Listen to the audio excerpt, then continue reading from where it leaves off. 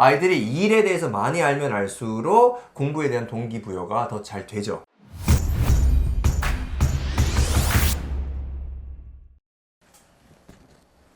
안녕하세요. 대치동영어학원 내부 고발자입니다. 이번 편은 공부에 동기부여하는 방법 한 가지에 대해서 말씀을 드리겠습니다. 백시용 원장님, 이 한 가지 방법이 대체 뭘까요? 일에 대해서 알아야 돼요. 아이들이 이 일에 대해서 모르니까 공부를 왜 해야 되는지 모르는 거예요. 공부 중요해. 공부하면 나중에 성공해. 이렇게 해도 애들이 와닿지가 않잖아요. 이게 문제가 뭐냐면은 너무나 멀리 떨어져 있어가지고 이해가 안 돼요. 일을 해본 적이 없어요. 그리고 일에 대해서 잘 몰라요, 아이들이. 공부를 하면은 나중에 뭐 좋은 직장 얻어서 하면 좋다는 건 알겠는데 이 일을 해보지도 않고 일에 대한 지식이 없으니까 이 마음으로 느껴지지 않으니까 공부가 하기가 어려운 거예요. 아이들이 일에 대해서 많이 알면 알수록 공부에 대한 동기부여가 더 잘 되죠. 그런 것 같네요. 네. 과거에 많은 사람들 보면은 공장에서 막 일하면서 틈틈이 밤에 공부해갖고 네. 대학교 가고 막 이랬잖아요, 사람들. 그거 하는 사람들이 진짜 마음을 다해서 공부하던데요? 그렇게 되죠. 네. 느끼잖아요. 네. 경험을 했으니까. 음. 그래서 우리 아이들도 좋은 환경이 있지만은 일에 대해서 그리고 일의 어려움에 대해서 알 필요가 있어요. 근데 이거를 말씀을 잘 안 하시는 것 같아요, 부모님들이.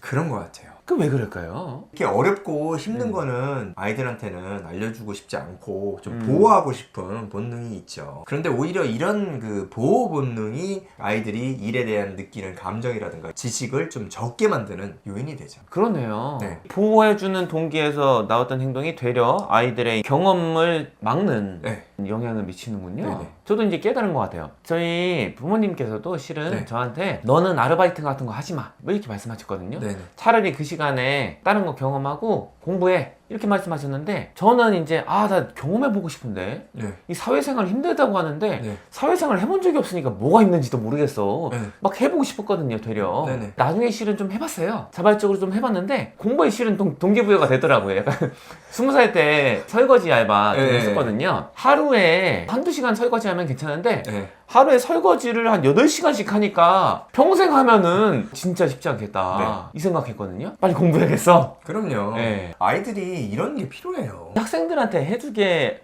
할 만한 그 일이 어떤 게 있을까요? 첫 번째로는 아이들이 일에 대해서 알 수 있도록 부모님들이 자신의 경험을 좀 자세히 말씀해 주실 필요가 있어요. 미화를 그렇게 많이 할 필요가 없어요. 불만일 수도 있는데 아이한테 부모님 일할 때 어려운 걸 좀 느낄 수 있도록 그냥 편하게 얘기할 수 있는 건 얘기해 주시면은 그러면 와닿아요. 왜냐하면 부모님이 가까운 사람이잖아요. 근데 네. 감정을 가지고 어떤 느낀 걸 이렇게 얘기해주면 그거 감정은 좀 많이 다가오거든요.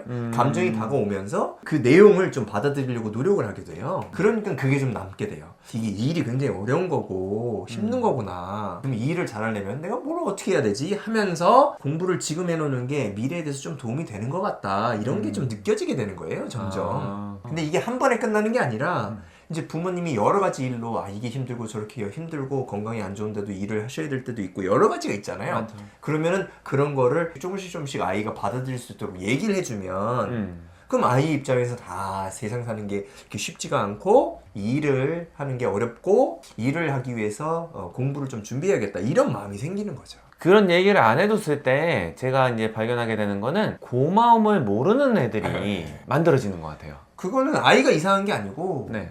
그게 모르니까 이게 얼마나 힘든 거 어려운 건지 모르니까 일하는 게 그렇게 되죠. 부족한 것도 경험해보고 네. 일 같은 거 좀 힘든 것도 해보고 네. 이런 거를 해봐야지만이 아이가 자기가 이제 받는 지원에 대해서 고마움도 느끼고 네. 이렇게 되겠네요. 따로 시간 내지 마시고 밥을 같이 드시거나 아니면 대화를 나눌 공간이 있으면은 대략적으로 아이가 이해할 수 있도록 나는 이런 일을 하고 요즘엔 이런 일이 있어가지고 이게 힘들다 아니면 이게 뭐 좋다 이런 걸 얘기하면 그것도 세상에 대한 공부기도 하고 네. 가족끼리 뭐 그 정보를 나누는 게 얼마나 소중합니까?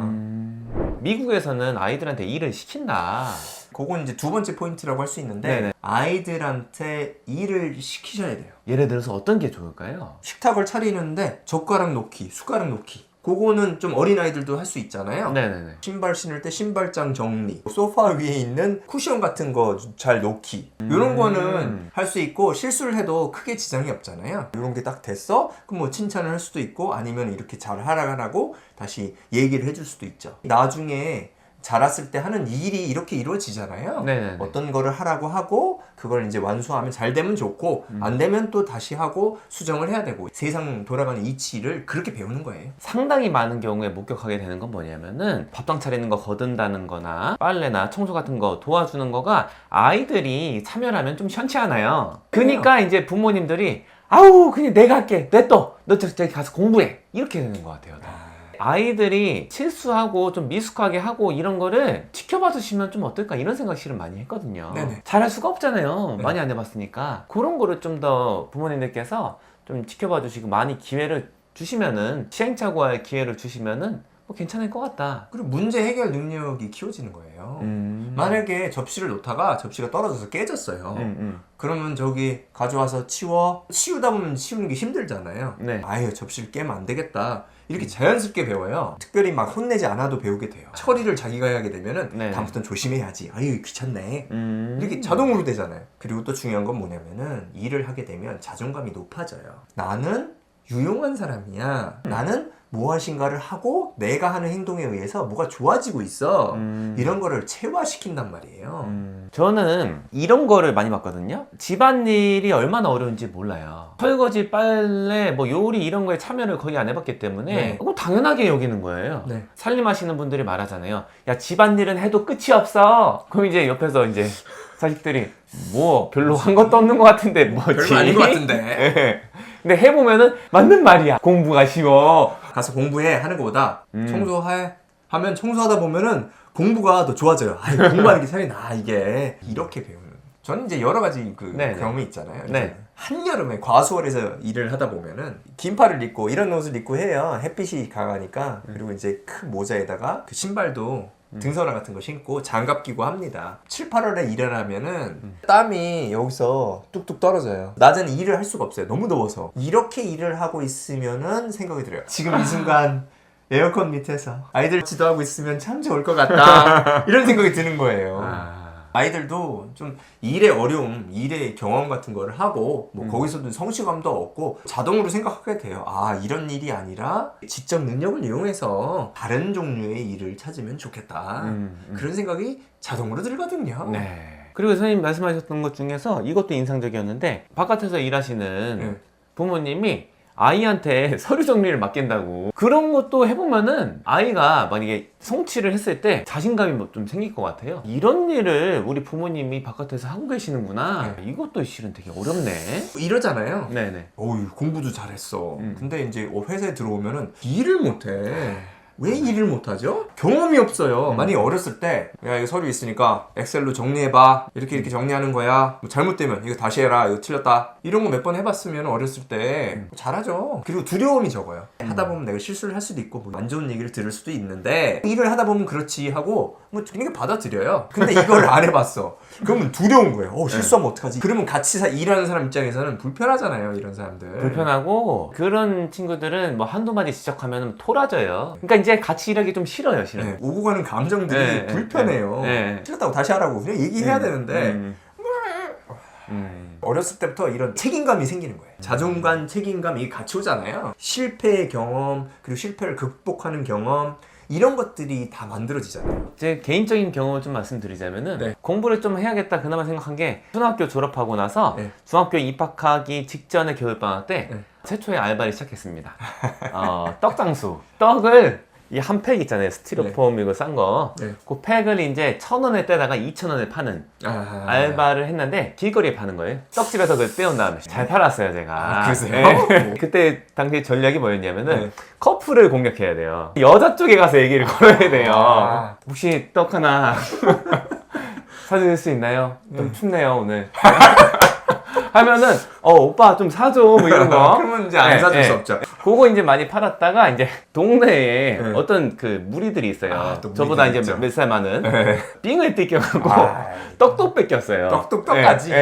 그런 경험을 해보면서 이런 게 바깥 세상이라는 거구나. 어느 정도는 실은 좀 감을 잡았어요. 20대 초반에는 그냥 알바 같은 거 이것저것 했는데 욕을 많이 먹었어요 제가. 왜냐면은 저도 실은 집에서 일을 많이 시킨 집이 아니었어요. 부모님께서 이제 너는 그냥 공부해 이렇게 생각을 많이 하셔갖고 일 같은 거 좀 잘 안 시키고 이러셨거든요. 그렇다 보니까 20대 초반 때 일할 때 욕을 많이 먹었어요. 지하철 택배라고 있어요. 네. 오토바이 택배가 아니라 지하철 통해서 배달하는 네, 건데 네. 그거 하다가도 욕 많이 먹고 설거지도 야 왜 이렇게 느리게 해? 욕 많이 먹고 네. 이것저것에서 이제 욕 많이 먹으면서 스스로에 대해서 좀 알았어요. 아 내가 어렸을 때부터 이런 일을 안 해갖고 욕을 먹는구나. 이런 게 좀 더 부족하구나. 보완을 해야겠다 이런 걸 느꼈거든요. 그리고 이제 대학교 때 그 3학년 이상은 학원에서 일할 수도 있어요. 네네네. 그런 것도 해봤거든요. 네.